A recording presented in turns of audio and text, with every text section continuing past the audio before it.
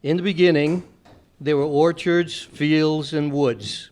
In these woods, there was a clearing, and upon a small rise in this clearing, John Peter Delancey established his family burial grounds. There are now 15 burials there that we can identify starting in 1806, and 3 additional Delanceys that were reinterred in Geneva, New York. These were the Bishop William Delancey, his wife, his son Peter. More on that later. Okay. So 2 years ago, Mamaroneck Historical Society formed a burial ground committee headed by myself and Peter Fellows. We decided to do a complete restoration of this very historic Delancey family burial ground located on Palmer Avenue between Heathcote and Delancey. After much research and discussion, a restoration company was chosen and work was started in May of 2019. We felt this project would benefit both the village and town of Mamaroneck by making it a landmark site. A cemetery is forever, as opposed to an old building, and with proper care, we will have it in our community forever. In our research, we found out that a low stone wall surrounded the site, but was no longer there. It had disappeared over the last 100 years. We took it upon ourselves to rebuild this wall.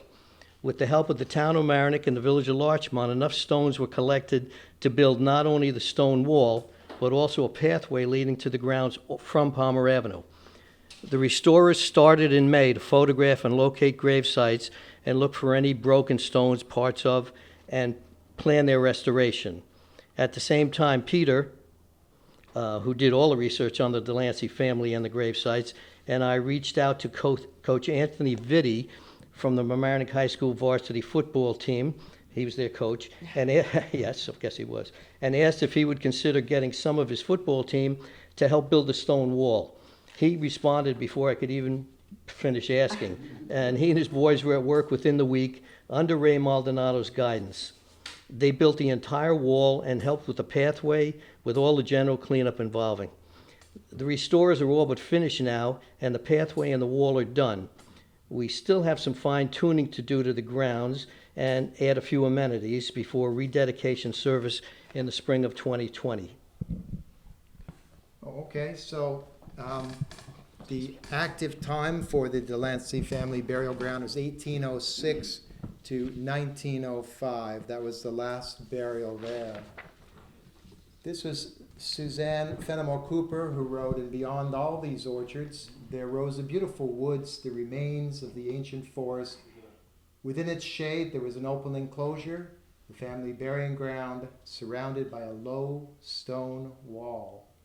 This is a 1904 subdivision map, Palmer on the top, Delancey on the bottom left, and it shows the wall that was there 100 years ago surrounding the area. A little louder, Peter. Susan Fenimore Cooper also wrote, "Beyond the garden rose another low hill. This is the house, the Delancey House. This would be their front, but not, it would be the one facing towards Cortland. A very large orchard filled entirely with peaches, and then again there were apple orchards, very extensive." So from this same 1904 map, the bottom circle is the Delancey House, where it was at the time, not where it is today.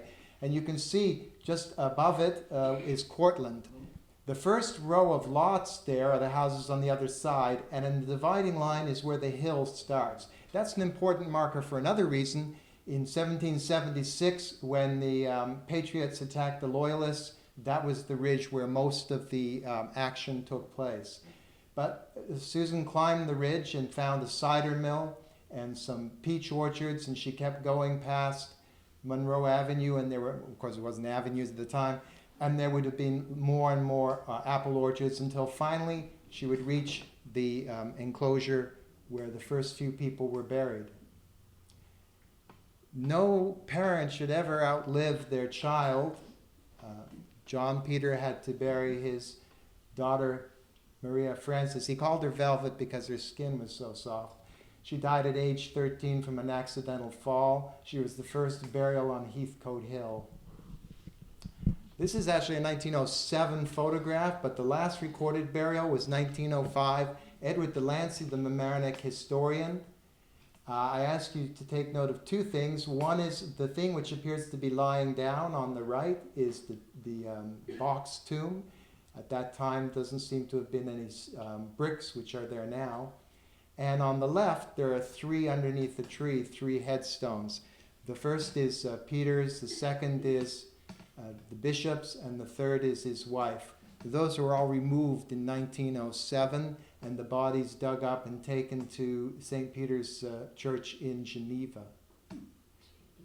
leaving only a space. So in the Delancey burying ground, you have essentially the story of Mamaroneck from the American Revolution to the beginning of the 20th century. John Peter, of course, had been part of the revolution. His son was William Heathcote, who was the first bishop of Western New York for the Episcopalian Church, a major theologian, very famous in his time. And the bishop's son was Edward Delancey, who was a lawyer and a major historian. We get most of our knowledge of what happened in Mamaroneck from him. He was the last owner of Heathcote Hill, and he sold it, and it then became, as you saw, subdivided. There followed basically a century of neglect. You can see how some of the stones looked. It was very common. There were pieces all over the place. There were pieces hidden, buried in the ground.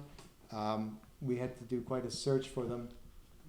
This is the box tomb and the condition it was in when we began the project. And just above it, you see a couple boulders. That was the remains of the low stone wall that Susan had noted in her small family. That's all we had to go by, basically, for rebuilding the wall. We really had nothing to go by. We had no pictures, no nothing. So we based our knowledge on what we saw in that picture and one other. So Mike didn't know I was going to put that in there. But basically, it was Mike who decided that this is a cemetery, a burying ground that could be restored, could be done. It was feasible, and it was historically important. And he was the one who said, let's also go for the stone wall around it. So it was really his idea. So as was mentioned to you earlier by Gail, when you're doing these type of projects, it's not really a linear process. You have several things going at the same time.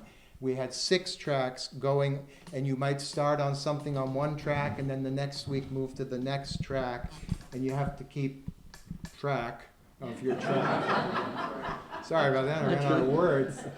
So the first one was exploration and documentation. You see me there beside a stone which we put together, and we're trying to understand what it says on it. This is an extract from St. Thomas's books. Funerals attended in Mamaroneck, and you'll see John P. Delancey, aged, I think he was 76, buried on his farm near Heathcote Hill. We would look online, we would look in the archives, but that's kind of hard to do in the archives. You have to know yoga in order to get at this stuff. And also in old church records, we went to Christ Church in Rye, and also Trinity Church in Ossining for information. The idea was to find out who was buried in this cemetery, in this grounds, and where were they buried. And we started off by just marking out what we felt would probably be the grave sites to give us some idea of the capacity and what the way it was meant to be laid out and such. We did define things. You'll see the sign that's still there today, and you'll notice it ends 1861. That was Thomas James, who was buried at that time. They didn't know that the bishop and his wife and son had been buried there, which we only found out by doing our research. They didn't know that Edward Delancey, the historian, was buried there, and they didn't know that his wife had been buried there. So those are kind of cool things. Oh, and at the bottom, it's a little hard to see where it looks like a gopher's been digging in the earth. Yeah, that was me. We came across 4, I call them artifacts. They're roughly the shape of a footstone, but they have no markings on them. And the preservationists tell us that these were fairly common and used as grave markers for various reasons. We could ascribe 2 of the 4 to Edward and his wife, right? Because they don't seem to have headstones there. The other two are a mystery. We don't know. It could be a favored servant. It could be someone who said, "Oh, there's nobody around. Let's bury our kid here." You know, we don't know. So then we assembled a team of volunteers from the Historical Society, developed a plan to search the site for artifacts, beginning by clearing away the debris that was around there. There's some of our expert debris removers. We've got a ton of stuff there. The town came and they picked it up and moved it away for us every time we gathered a batch, which was really great. Steve Scarangella and Mike, they discovered a piece of stone there, which appears to be the base of a memorial headstone. We haven't identified which one it goes to. And that's me digging that unknown piece of stone and measuring it and marking it down and stuff. The second track was the actual restoration and preservation of the memorial stones themselves. And we did go all around. We found somebody great in Long Island. We were very happy with their track record. And they came out and they made a presentation and gave us a quote. And away we went, try and find the money for it. This is them at work. Joel in the front and Kirk, I believe, in the back. They brought all their equipment. Tremendous amount of work goes into restoring it. They set their own lines up because they wanted to see what they were going to do with it. All of the stones were removed. Every single stone was removed from its location and reset again so that it would stand tall and would last without falling over. Because as the earth moves, the earth slip there, you get some leaning and stuff. This is an example. Kurt's holding that. So he found the three pieces, or we found them, and he put them together. And you can just barely see at the bottom, there's three different colors there. They use pegs between them, and they use super glue. I think it's Gorilla Glue, actually. No, I'm kidding.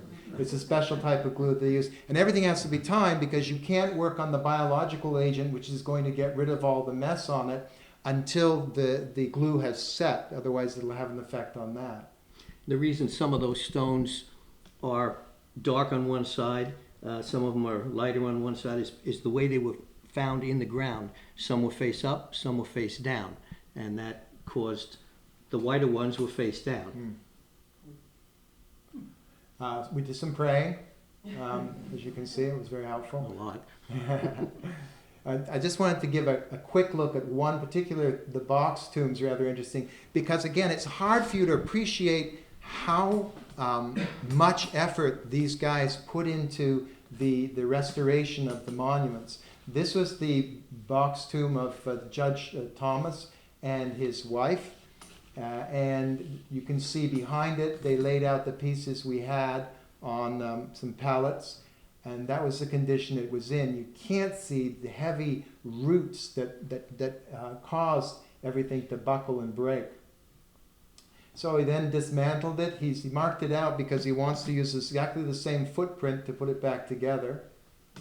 He removed, after a huge fight, it took him a long time to do this, the root system which was causing all the problem.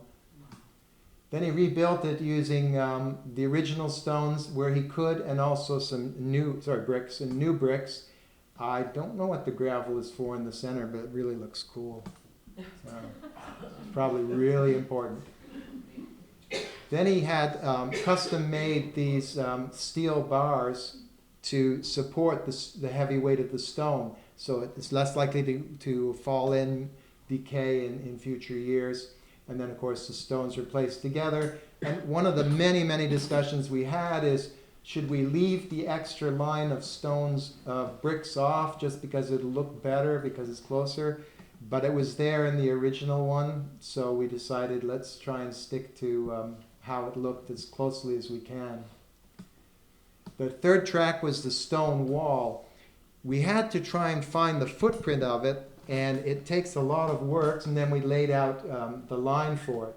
Then we started again, and we did it a different way because we reassessed what it looked like. Then we did it again because we weren't quite sure that this would serve best. So it was a lot of work before the first stone was even laid. We sourced local stone because, as you all know, Mamaroneck stone, right? Nothing like Mamaroneck stone. So we got that thanks to the town, and we stockpiled it. Mike carried all these up from the bottom of the Everyone. We've engaged the right machinery to move the boulders and the stones, because the boulders were actually very, very heavy. This is only the picture we wanted in here because this is the very first stone that we moved and the first stone that we laid in the wall, so we wanted to remember it. Ray is moving the tree a little bit with his hand. Did you notice that? Yeah, so we could get at the stone. By the way, it turns out that sometimes machines can't do it. So you need a man like Ray to go in there. You should maintain a good fashion sense. It's very important at all times. We were there, dressed nicely, telling them they were doing a great job, great job. We recruited the MSHS football team, and those are some of them there. There's some more. Coach Vitti was the leader, and you see him pitching in, leading by example.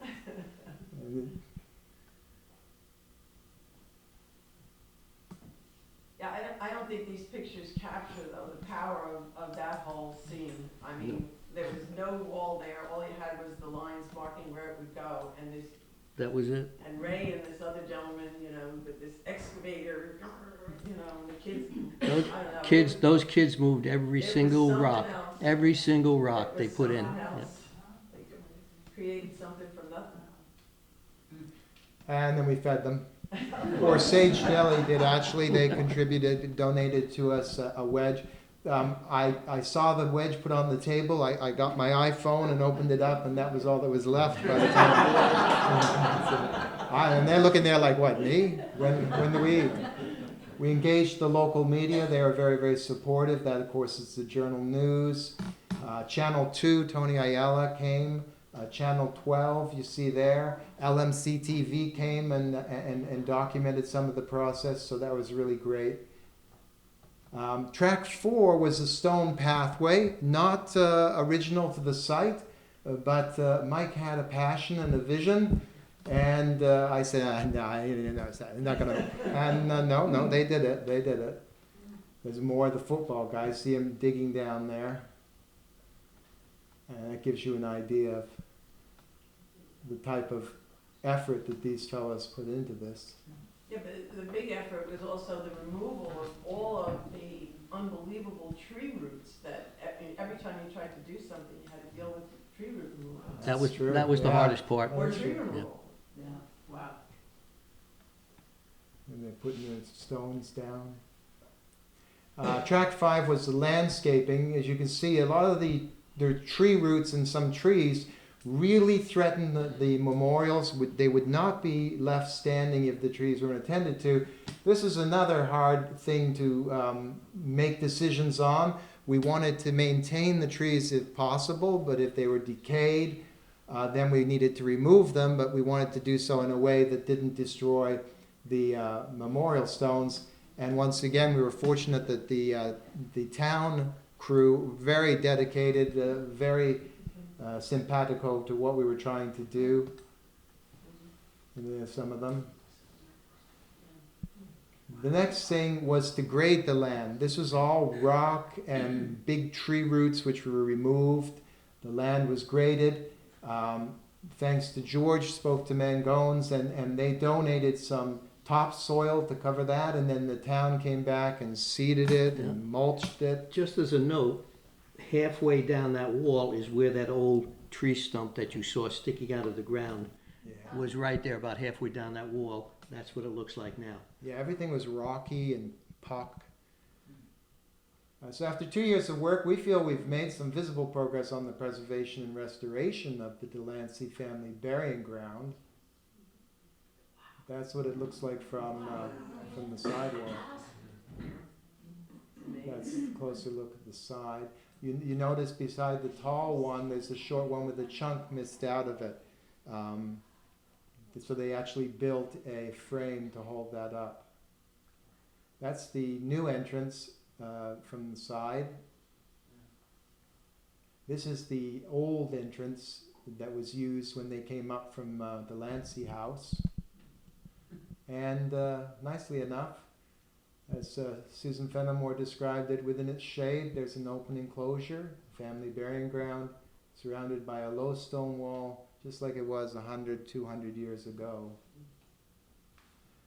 So I think it's important to note, as Mike said, that cemeteries teach us about our history, and while historic houses unfortunately may be torn down, burying grounds seem to endure. With their work. There's never seen before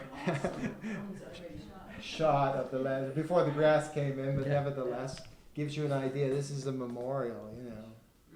We got the people from Stonehenge, they're jealous, because I'm telling you, you know. Pyramids, what is that, right? You know, yeah, it's a Mamaroneck. I hope the Delanceys appreciate it. Well, they haven't really said anything so far.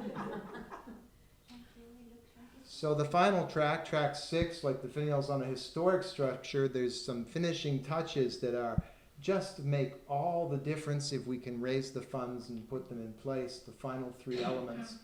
One is an interpretive sign that will explain the significance of this site. It's not meant to be a history, an exhaustive history.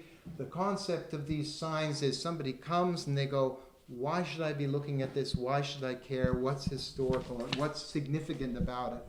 Hope Nancy and Steve, we use your sign for, is that okay? Yeah. A bronze plaque will add dignity and prestige. This one you probably know from Harbor Island. And a bench will let us refresh our spirit, reflect upon our past, and remember our Mamaroneck neighbors who came before us and built our community. And I think we're well on our way to getting that bench. That bench is, it's paid for, not bought yet, but it's paid for.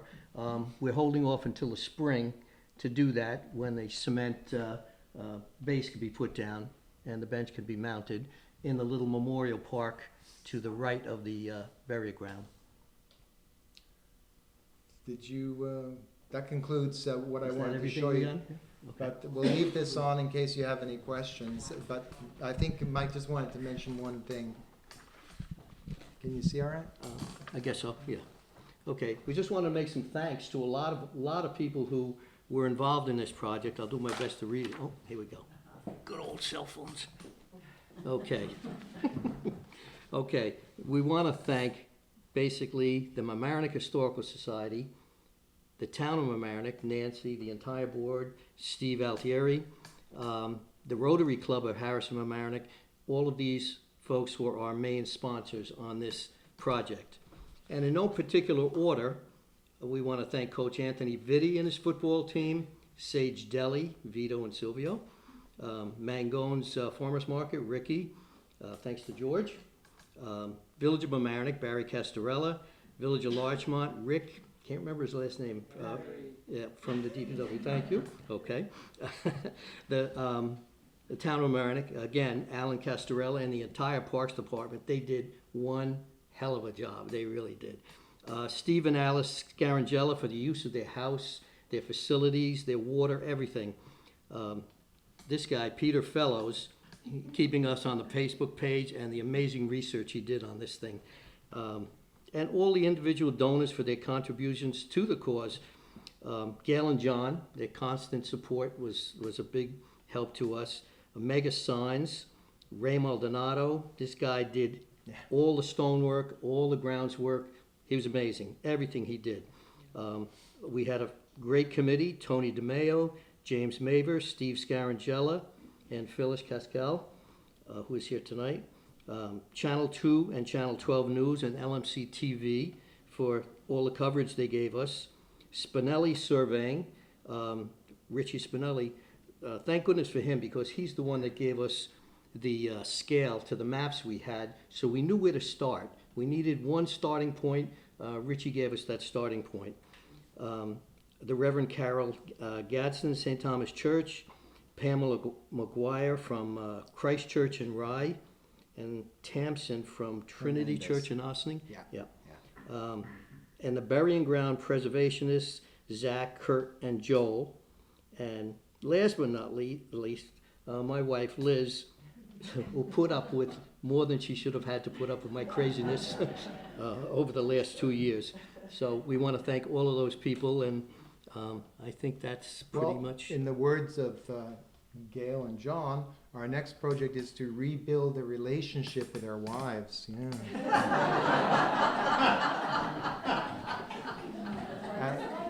Yes, yes. On the headstone, the inscription on the headstone, were they legible enough to after you preserved them, did they come out now that you know Yes. who was buried where? They came out, and they'll also be more legible, even more legible as time goes on, because the biological agent takes time. They were all recorded by the preservationists and uploaded to, I think it's 1 billion graves. Yeah. It's a site online. But we had done a fair amount of that before, writing it down, checking dates with documents, and then when I went to the church, checking with church records for the dates there.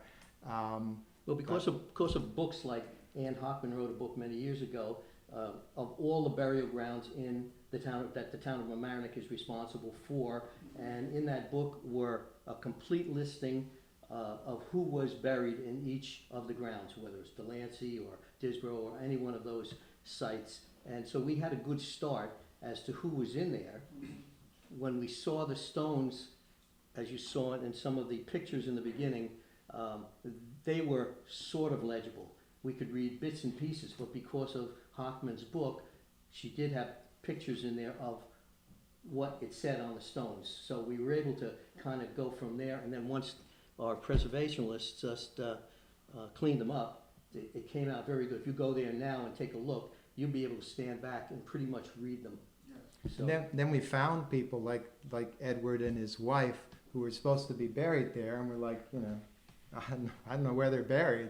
So we have some missing bodies, or not so much the bodies perhaps as the tomb, the Did you say they were headstones. exhumed though? The bishop and his son, 19-year-old Peter, and his wife, they were exhumed, but the historian, the bishop's son, and his wife, as far as we know, she was buried in 65, 2 months after the bishop died, and he was buried in 1905.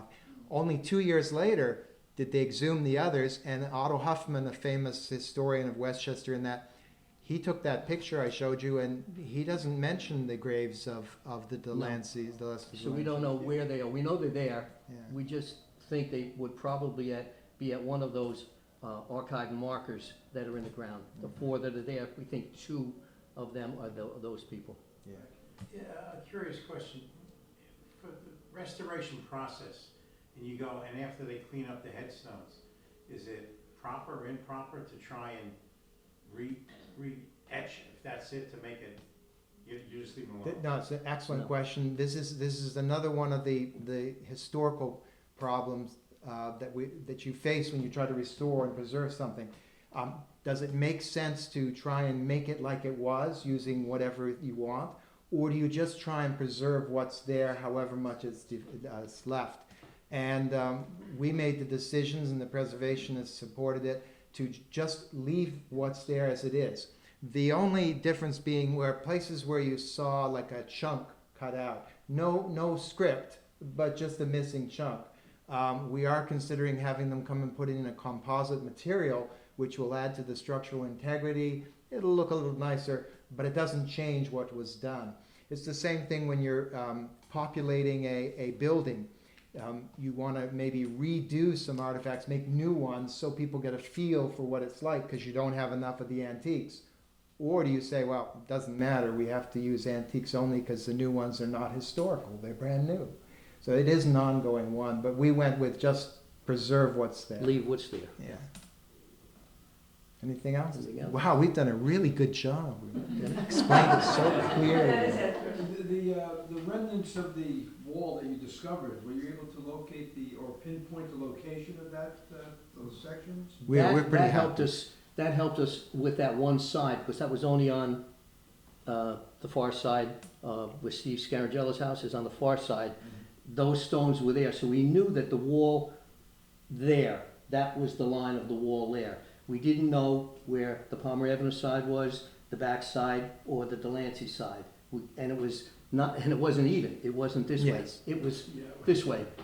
So we had to figure out from Richie Spinelli's maps to get us we got a corner marker from Steve Scarangella's house. We're able to do our own surveying thing from that. We didn't have him come and do it because we couldn't afford that, but he did help us out. We knew where to start. That was our starting point. Once we had that, we knew how far to go, how far back to go, and so forth. And we did the rest from, we had no other rock, we had no other stones, but the town of Mamaroneck, Village of Larchmont, they had stones available and dumped them for us, and we had our guys do the rest. There were vestiges of a footprint because they used foundation block about the level of the ground. So we were able to confirm that our guesses or our predictions were correct by them. It seemed to follow the old path that was there. In most cases, some places it was obliterated. So we're pretty confident. We were pretty close. We figured out we were about 6 to 12 inches off on our own markers first. So. One thing I don't know if I felt you captured in your presentation was how hard it was to raise the money. Oh, no.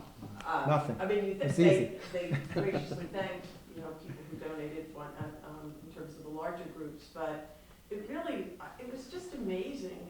Obviously, the town gave the bulk of it, and the Historical Society donation as well, and then the rest you had to really work hard for. But you guys really did it from soup to nuts, and so now we have to, I'm going to be honest, we have to tap for more money, and hopefully the village will step forward and help us with the historical sign.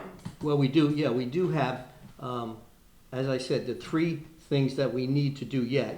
One is the bench, which is paid for. It was donated by a donor. So that's taken care of, but we do need to get the interpretive reader, and we need to get the bronze plaque mounted in the stone. We have somebody who will mount a stone, mounted in the stone for us. And it isn't going to cost us anything, but the plaque will. So we are still fundraising, and we have probably a few other little things to do when we to fine tune it at the end, and to have our rededication ceremony. That will, there will be some expense to that. So we need money for that, and we would hope that people will still come forward. Peter, I know Mike mentioned the rededication ceremony. I know when you explained it to me, it made more sense. I didn't know quite what we were, you both, I didn't know what it was. Can you explain to me what that is? Right, so we felt it was appropriate, once it had been completed and cleaned up, to have some sort of recognition, official recognition of it, and we've chosen the term rededication ceremony. We spoke to Reverend Carroll of the church, St. Thomas, because we said, these are your peeps.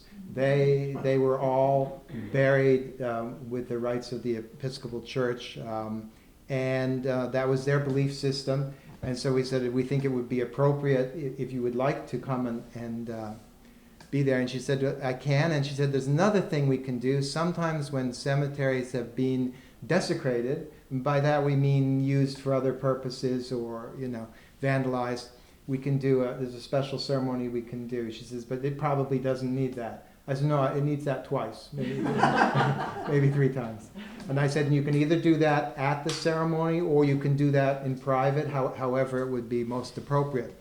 So yeah, that's what we're thinking of. We're hoping to have everything done by then, and it'll be a very nice event. For lack of another word, rededication. Yeah. We started saying reopening, but that didn't really... We're going to be open for business. That didn't work. Spring of 2020. Book your sessions now. Yeah. Got some spots open. So anyway. Okay? All right. Well, thank you very much. Thank you.